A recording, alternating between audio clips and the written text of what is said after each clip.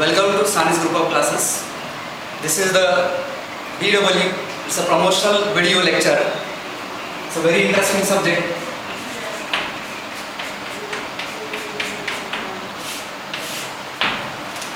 In this subject, we'll deal with the basic network theorems like the nodal analysis,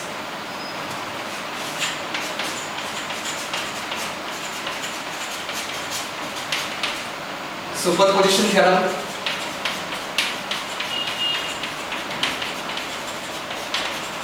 Norton theorem,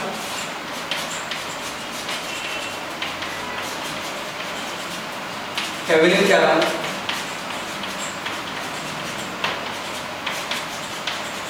and many more.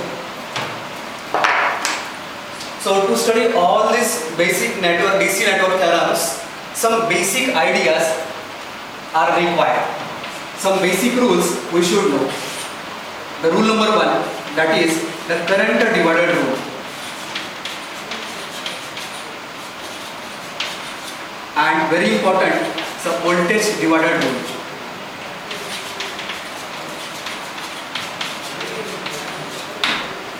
So this current divided rule and voltage divided rule, these are of very much importance to solve these basic DC network theorems. So we'll study this current divided rule.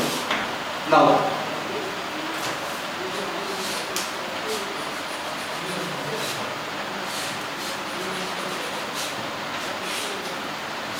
these are the two resistances which are connected in parallel.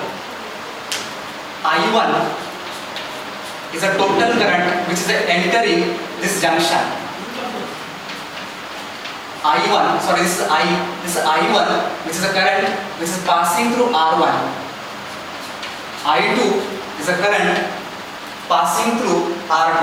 In this way, the total current I gets divided into two parts, that is I1 and I2, and that's why the name is current divided rule. So what do we mean by this current divided rule? How to use this rule? So let us see. This I is the total current which should be known. R1 and R2, these are the two resistances which must be known. From these known values, we can calculate the unknown values, that is the I1 and I2. I1 and I2, these are unknown. So these I1 and I2 which are unknown, we can calculate by using this current divided rule. It's a very interesting. Let us see. This current I1. Current I1 means the current flowing through R1 is equal to the total current into opposite branch divided by the summation of these two branches. That is the total current into opposite branch, that is R2, divided by summation of two branches R1 plus R2. So in this way we can calculate this I1. I1 is a current which is passing through this R1. Similarly, we can calculate this I2 which is passing through R2.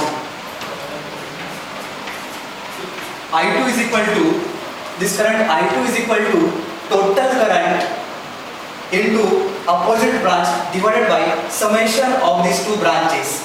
That is total current into opposite branch divided by summation of these two branches. So in this way, I1 and I2 can be calculated, easily calculated by using these known quantities. The total current and this R1 and R2, these are the known resistances. The current gets divided in this parallel circuits, and that's why the name is current divided rule. Is clear? Okay. Now we'll see the voltage divided rule, which is also very much importance.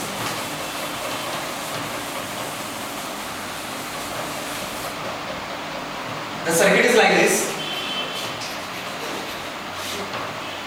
These are the two resistances R1 and R2 which are connected in series.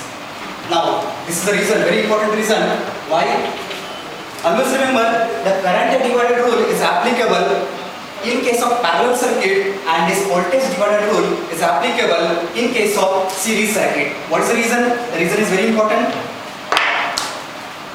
In parallel circuit like this, the current gets divided, okay, but in the series circuit the voltage gets divided, and therefore current divided rule is applicable for this parallel circuit, and this voltage divided rule gets applicable for this series circuit.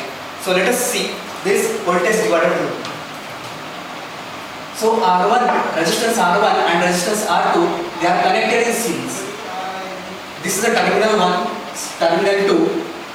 That in between these two terminals, the total voltage is suppose capital V. The total voltage gets divided into two parts. That's a V1,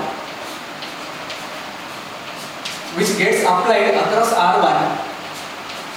V2, the voltage which gets applied across R2. In this way, the total voltage gets divided into two parts, V1 plus V2.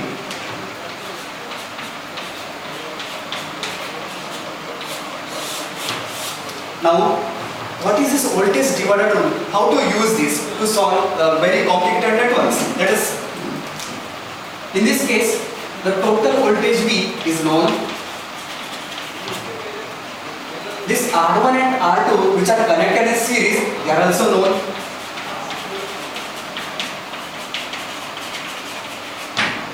And V1 and V2, these are the unknown quantities.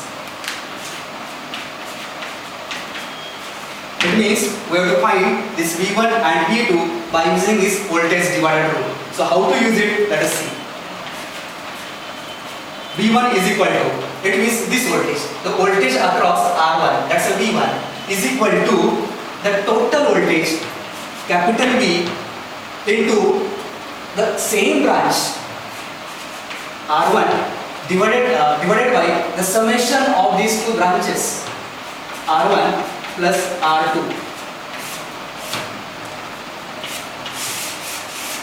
We should not confuse. Let us see what is the difference between this current divided rule and this voltage divided rule. In case of this current divided rule, we say the total current into opposite branch. Please clear this point.